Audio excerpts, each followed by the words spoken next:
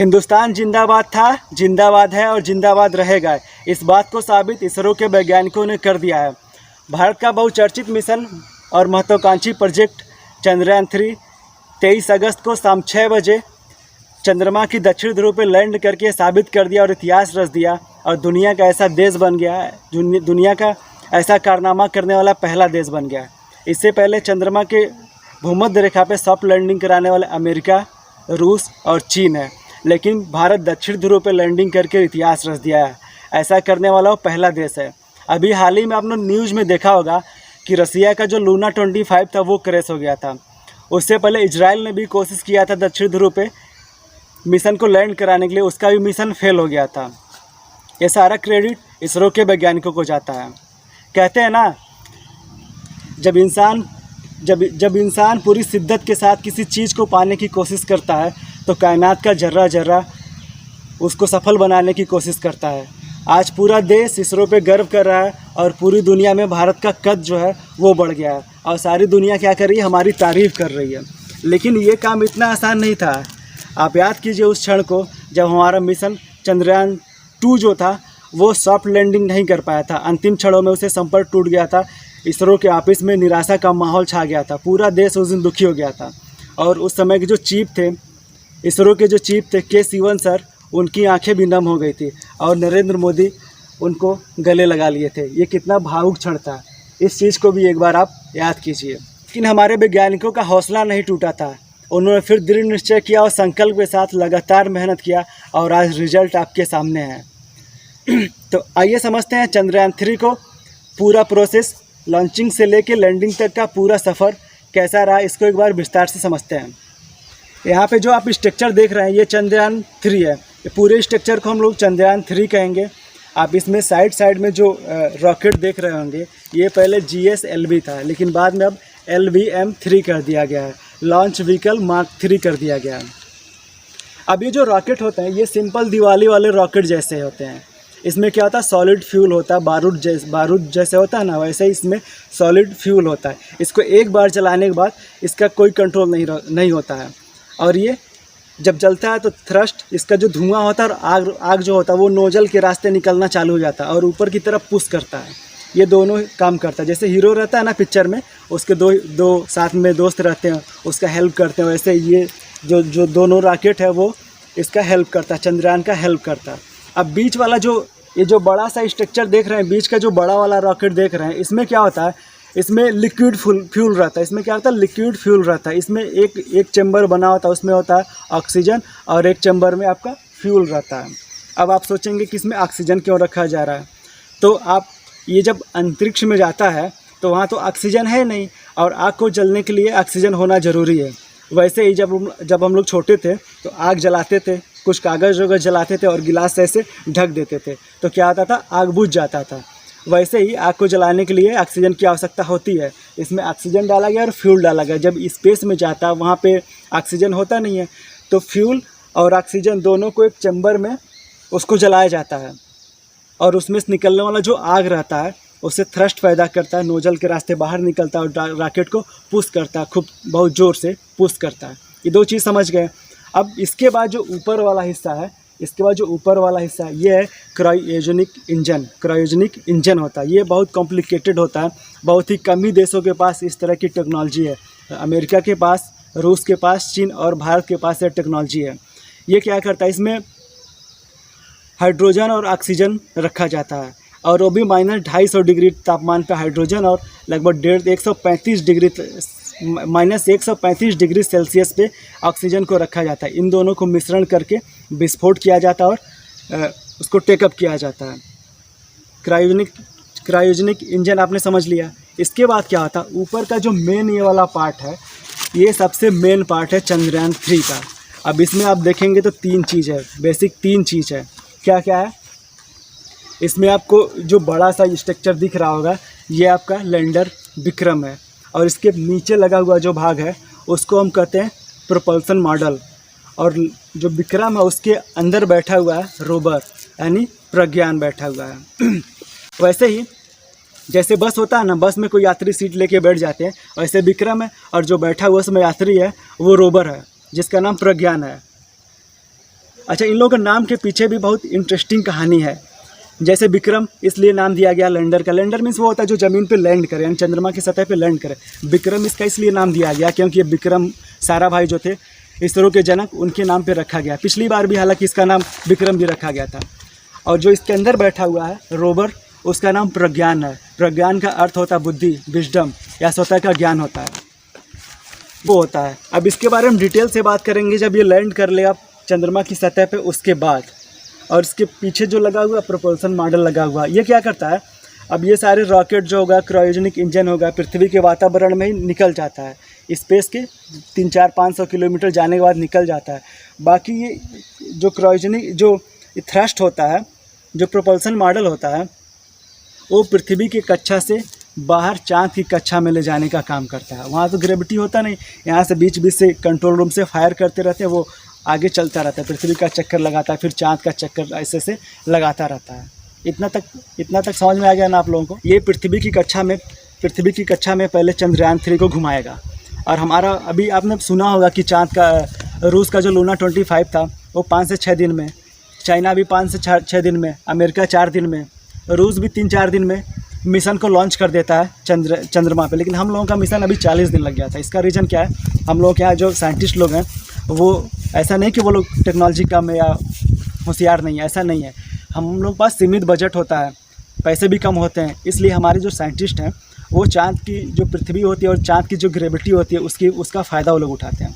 जैसे हम लोग जब छोटे थे ना, कोई ऐसे क्या होता है, कोई पत्थर बांध के ऐसे घुमाते हैं, खूब दूर तक फेंकना होता है, पहले थोड़ा धीरा करते हैं, फिर और घुमाते हैं, फिर और घुमाते हैं, फिर पूरा घुमा के क्यों फेंकते हैं, तो पूरा लंबा सा एरिया कवर करता है। वैसे ही हम लोग का जो प्रोपल्सन मॉडल था और विक्रम लैंडर को ले के साथ में वो पृथ्वी की कक्षा को घूमता गया, फिर और एरिया बढ़ाता गया, फिर और एरिया बढ़ाता गया। ऐसे एरिया बढ़ाते बढ़ाते चंद्रमा की कक्षा के पास गया और चंद्रमा का गुरुत्वाकर्षण उसको पकड़ लिया और उसको साथ लगा घूमने। वैसे ही जैसे आपका एक दोस्त रहता है ना, उसके साथ रहते हैं, कोई अच्छा दोस्त मिल जाता है तो उसके साथ लग जाते हैं। सेम वही कंडीशन हमारे चंद्रयान 3 के साथ हमारे साइंटिस्ट लोगों ने किया। अब वहाँ पे पहुँच गया है चंद्रमा के गुरुत्वाकर्षण में। अब फाइनली उसको उतरना है, कहाँ पे, चाँद की दक्षिणी ध्रुव पे। अब उसको उतरना है, कैसे उतरेगा, पहली बात तो जो प्रोपल्सन मॉडल है अब वो अलग हो जाएगा। प्रोपल्सन मॉडल जो है वो चंद्रयान जो विक्रम लैंडर है उससे अब अलग हो जाएगा। उसको थैंक यू बोल दिया था, अब अलग होने के बाद उसको थैंक यू बोल रहा है कि भाई यहाँ तक लाने के लिए थैंक यू। अब सफ़र शुरू होता है विक्रम लैंडर का। अब विक्रम लैंडर धीरे धीरे नीचे आ रहा है। विक्रम लैंडर क्या हो रहा है, धीरे धीरे चंद्रमा की सतह पे नीचे आ रहा है। लेकिन इसका जो वेग है वो बहुत तेज, जोर से आदमी ऊपर से गिरता है ना, खूब जोर से जब आप ऊपर से गिरते हैं तो कितना तेज़ी से नीचे आते हैं। वैसे ही हमारा जो विक्रम था ऊपर से जब गिर रहा था, ऊपर से जब आ रहा था बहुत तेज़ी से नीचे आ रहा था। अब वो क्या करता है, अपने अंदर लगे हुए जो जितने भी रॉकेट हैं उसको चालू कर देता है और स्पीड को कम करने की कोशिश कर रहा है, वैसे ही जैसे आप आयरन मैन मूवी देखी है ना, आयरन मैन जो होता है ऐसे करके अपना स्पीड को स्लो करता है। जैसे वीडियो में देख रहे हैं ना आप कि आयरन मैन कैसे स्पीड को स्लो कर रहा है और टेकअप करने के लिए भी उसी थ्रस्ट का यूज करता है। वैसे ही हमारा विक्रम लैंडर थ्रस्ट को यूज करके और धीरे धीरे चंद्रमा की सतह पर लैंड कर लिया है। और लैंड कर लिया, पूरा देश इस समय गर्व महसूस कर रहा था। जब लैंड हुआ था पूरा देश गर्व महसूस कर रहा था। इसरो के ऑफिस में सब लोग खुश हो गए थे, ताली से स्वागत हो रहा था, एक दूसरे से गले मिल रहे थे। अब विक्रम लैंडर उतर गया है, अब इसका धीरे धीरे दरवाज़ा खुलेगा और इसमें से निकल रहा कौन, रोवर। इसमें से निकल रहा रोवर जिसका नाम है प्रज्ञान। प्रज्ञान का अर्थ होता है बुद्धि, क्या होता है, स्वतः का ज्ञान होता है। पिछली बार भी इसका नाम प्रज्ञान ही था। अब धीरे धीरे चंद्रमा की सतह, अब धीरे धीरे विक्रम में से ये बाहर निकल रहा है और एकदम से बहुत देर से बैठा था ना, 40 से 41 दिन से, अब एकदम खुल के सामने आ रहा, पूरा अंगड़ाई लेके आ रहा। अब क्या करेगा, बाहर का ये सर्वेक्षण करेगा। तो आइए समझते हैं, विक्रम रोवर को भी समझेंगे, विक्रम लैंडर को भी समझेंगे और रोवर को भी समझेंगे, एक एक करके के समझते हैं। पहले हम लोग समझते हैं कि विक्रम लैंडर के बारे में। जो विक्रम लैंडर है इसका नाम विक्रम भाई सारा जो थे इसरो के जनक, उनके नाम पे रखा गया। पिछली बार भी इसका नाम विक्रम ही रखा गया था। उनको सम्मान देने के लिए इसका नाम ऐसे रखा गया, विक्रम रखा गया। अब विक्रम में आप कुछ बेसिक खासियत देख पा रहे होंगे, आप वहाँ से भी देख पा रहे होंगे कुछ खासियत। जैसे इसमें थ्रस्ट इंजन देख पा रहे हैं, जो नीचे लगा हुआ थ्रस्ट इंजन है जो स्पीड को कम करता है नोजल के रास्ते, आप यहाँ पे देख पा रहे होंगे एक चीज़। दूसरा चीज़ आप देख पा रहे होंगे, इसमें लगे सोलर पैनल। पिछली बार जो हमारा लैंडर था विक्रम, उसमें 2 तरफ ही सोलर पैनल लगा हुआ था। इसमें चारों तरफ सोलर पैनल लगा हुआ है, जिससे सूर्य की एनर्जी से, सूर्य की रोशनी से, हीट से ये चार्ज होगा और थोड़ा लंबे टाइम तक चल पाएगा। अंदर जितने भी इंस्ट्रूमेंट है उनको एनर्जी दे पाएगा। दूसरा एक चीज़ और ध्यान दे रहे होंगे आप लोग, ये पूरा कुछ हिस्सा जो इसका गोल्डन कलर का है। आप सोच रहे होंगे सोने का है, सोने का नहीं है। सोने का नहीं, ये गोल्डन कलर इसको दिया गया है, एल्युमिनियम शेप का होता है। इसको चारों ओर से कवर किया जाता है। ये वैसे ही होता है जब आप होटल से खाना या घर में खाना बनता है कहीं ले जाते हैं, एल्युमिनियम का जो कवर रहता है उसको लपेट देते हैं। उससे क्या होता है, अंदर का टेम्परेचर अंदर ही रहता है, बाहर का टेम्परेचर इसको एफर्ट नहीं कर पाए, इसको नुकसान नहीं पहुँचा पाता है। वैसे ही इसके बहुत सारे फ़ायदे हैं। एक तो वहाँ पे जो रेडिएशन होता है उससे बचाता है। कहीं कहीं पे स्पेस का जो तापमान होता है 200 डिग्री हीट होता है, और कहीं कहीं पे चंद्रमा का तापमान जैसे यहीं देख लिया जाए दक्षिणी ध्रुव पे, वहाँ पे 200-150 डिग्री तापमान माइनस में आ जाता है। तो हीट से भी और कोल्ड से भी इसमें लगे उपकरण को बचाने का काम करता है।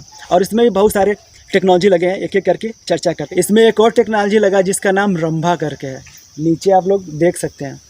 रंभा का फुल फॉर्म होता है radio anatomy of moon bounding hyper sensitive ionosphere atmosphere करके इसका फुल फॉर्म होता है। अब ये क्या करता है, इसमें जो सेंसर लगे हुए हैं, लेज़र लगे हुए हैं, ये लेज़र को छोड़ता है और चंद्रमा के आसपास का जो पत्थर होगा उसको वो पिघलाता है, और उसमें जितनी गैसें निकलती है उसको एक बार देखता है, उसका अध्ययन करता है इसमें कौन कौन से गैसें लगी हुई हैं। और इसमें जो दूसरा इंस्ट्रूमेंट लगा हुआ है जिसका नाम चेस्ट है, उसका फुल फॉर्म होता है चंद्रा सरफेस थर्मोफिजिकल एक्सपेरिमेंट, इसका पूरा नाम है। अब ये क्या करता है, चाँद की सतह का अध्ययन करता है। चाँद की सतह का जो तापमान है उसका अध्ययन करता है। उसमें एक छोटा सा पाइप लगा होता है ड्रिल टाइप का, वो नीचे 6 इंच तक गड्ढा करता है, उसमें जो तापमान होता है उसका वो अध्ययन करता है। इसमें एक और टेक्नोलॉजी लगा हुआ है IFA यानी instrument for Luna seismic activity. अब ये क्या करता है, चाँद पे जितने भी भूकंप आते हैं उसका सर्वेक्षण करता है, उसका अध्ययन करता है। ये में एक और उपकरण लगाया गया है LRA लेजर रेट्रो रिफ्लेक्टर अरे। ये क्या करता है, चाँद का सही लोकेशन बताता है। ये नासा के द्वारा दिया गया था हम लोगों को। ये चाँद का सही लोकेशन बताता है, कहाँ पे एक्टिविटी कर रहा है, उससे हमको एकदम सटीक जानकारी मिलती रहती है। अब हम लोग समझेंगे रोवर के बारे में। ये जो रोवर आप देख रहे हैं ना, अब हम लोग समझेंगे रोवर के बारे में। इसका विक्रम लैंडर में से जो ये निकल रहा है इसका नाम रोवर है। एक छोटा सा इलेक्ट्रॉनिक मशीन है जो कि 26 किलो का है। इसका नाम प्रज्ञान रखा गया है। प्रज्ञान का मीन्स होता है विजडम यानी बुद्धि होता है, स्वतः का ज्ञान होता है। ये 26 किलो का है। इसके ऊपर जब देखेंगे तो 2 नेविगेशन कैमरा लगाया गया है। क्या लगाया गया, 2 नेविगेशन कैमरा लगाया गया है। रोवर का आँख भी कह सकते हैं। इसमें APX होता है, अल्फा पार्टिकल, इसका फुल फॉर्म होता है अल्फा पार्टिकल एक्सरे। इसका काम क्या होता है, चाँद के जो छोटे कण होते हैं, चाँद के ऊपर जो छोटे कण होते हैं, पत्थर होते हैं, उनका ये अध्ययन करता है तथा आसपास के जो फोटो होता है, वीडियो रहता है, वो खींच के यहाँ पे भेजता है। इसका जो दूसरा आँख है उसको अगर आप देखेंगे तो उसका नाम है LIBS यानी लेजर इंडक्ट ब्रेकडाउन स्पेक्ट्रोस्कोप, इसका नाम है। अब ये क्या करता है, चाँद की सतह की मिट्टी का जो होता है अध्ययन करता है। चाँद की सतह पे जो मिट्टी है उसका अध्ययन करता है। इसके साथ इसमें 2 रिसीवर एंटीना लगे हुए हैं। इसके साथ इसमें 2 रिसीवर एंटीना भी लगे हुए हैं जो लैंडर को संदेश देते हैं, और लैंडर क्या करता है, इसरो के ऑफिस में वो चीज़ को, डाटा को भेजता है। अब इसमें रोवर में देखेंगे तो 6 पहिए लगे हुए हैं। 6 पहिए लगे हुए हैं। इतना कंफर्टेबल है कि 500 mm का जो पत्थर भी अगर आ जाएगा उसको भी ये पार करके स्मूथली चलता रहेगा। इसमें कोई प्रॉब्लम नहीं आएगा। इसमें स्मूथली चलता रहेगा, इसमें कोई प्रॉब्लम नहीं आएगा। करेगा ये लैंडर से बाहर आएगा, उसमें लगे कैमरा आसपास के चीज़ों को फ़ोटो खींचेगा और उसको एक्सरे करेगा, उसके बाद मॉनिटरिंग करेगा, उस पर चलने का काम करेगा। अच्छा, इसरो जो चंद्रयान 3 है इसका जो बजट है 615 करोड़ है। इसका जो बजट है 615 करोड़ है। सोचिए इतना कम बजट में हमारा इसरो काम करता है। इतना कम बजट में तो हॉलीवुड की मूवियाँ बनती है। ग्रेविटी आई थी, अभी बाहुबली, तमाम मूवियाँ जो है अपने वहाँ तो इतने बन जाती हैं, लेकिन हमारा जो इसरो है देश के प्रति कितना डेडिकेटेड है, कितना कम पैसे में इतना बड़ा मिशन को लॉन्च करता है, ये बड़ी बात है। अच्छा, हम लोग चाँद पे सब लोग जाना क्यों चाहते हैं? अमेरिका भी भेज रहा है, रूस भी भेज रहा है, भारत भी भेज रहा है। चाँद पे आखिर है क्या? आप ध्यान से देखेंगे चाँद का जो हम लोग एक ही हिस्सा देख पाते हैं। रोज़ आज जाइएगा शाम को घर पे तो चाँद को देखिएगा, तो गाना ना चाँद से फलक को तोड़ लाएंगे, सही में अब तोड़ के आ जाएगा। तो आप जाइएगा तो चाँद को देखिएगा। चाँद का हम लोग रोज़ एक ही हिस्सा देखते हैं, उसमें क्रेटर्स हैं, गड्ढे हैं ढेर सारे, लेकिन हम यहाँ से जब देखते हैं तो हमको लगता है कोई तलवार लेके खड़ा है, कोई घोड़ा खींच रहा है, जैसा हम लोग इमेजिन करते हैं वैसा हमको दिखता है। तो क्या है, चाँद पे एक साइड तो हम लोग देखते हैं लेकिन दूसरा साइड हम लोग नहीं देख पाते, वहाँ पे क्या क्या चीज़ें, इस चीज़ के लिए जिज्ञासा के लिए हमारे जो साइंटिस्ट हैं वहाँ पे जाना चाहते हैं। दूसरी बात, भारत ने जो अभी जो मिशन किया है चंद्रमा के दक्षिण ध्रुव पे विक्रम लैंडर को उतार के वहाँ पे कई अरबों सालों से सूरज की रोशनी भी ठीक से नहीं आ पाई है, जो वहाँ के क्रेटर है, जो वहाँ पे गड्ढे हैं। इसलिए पहला जो हमारा जो अंतरिक्ष, पहला जो हमारा मिशन था चंद्रयान-1, उसने भी वहाँ पे पता लगा लिया था कि वहाँ पे पानी होने की संभावना है। दूसरा जो हमारा मिशन था चंद्रयान-2, उसमें थोड़ी सी बस चूक हुई थी, बाकी सब कुछ क्लियर था। इस बार सब फाइनली हो जाएगा। ये टोटल 14 दिन के लिए वहाँ पे गया है। पृथ्वी का 14 दिन और वहाँ का 1 दिन, वहाँ के लिए 1 दिन है और यहाँ के लिए 14 दिन तक लगातार वो काम करता रहेगा और सारी जानकारी इसरो को भेजता रहेगा। फाइनली भारत ने इतना बड़ा मिशन अचीव किया है, पूरे देश के लिए गर्व की बात है और पूरे विश्व को रास्ता दिखाने वाली बात है। तो आई होप आप समझे होंगे, पूरे चंद्रयान मिशन को डिटेल से जाने होंगे। तो मिलते हैं नेक्स्ट वीडियो में, तब तक लिए थैंक यू, बाय, और अपने इसरो के साइंटिस्टों को जय हिंद।